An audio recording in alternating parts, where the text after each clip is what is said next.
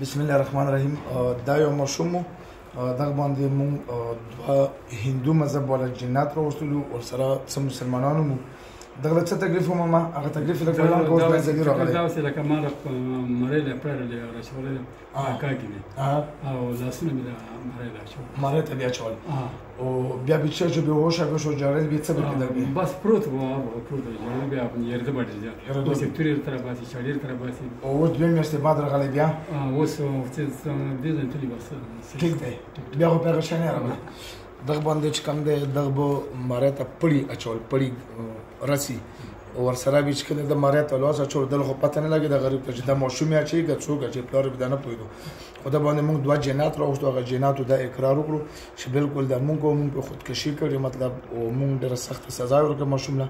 اوس دوه میاشتې بعد راغلی ان شاء الله ټیک دی ماشوم ته څه نوم صفوان و شي کنه فول شي تکلیف درشته کنيشته اوس خو مړی نه باندې ورسې مسایم نه چولې سکول یې که مدرسه سکول ته ځې خاصه سکول ته ځې اوس خو تکلیف نشته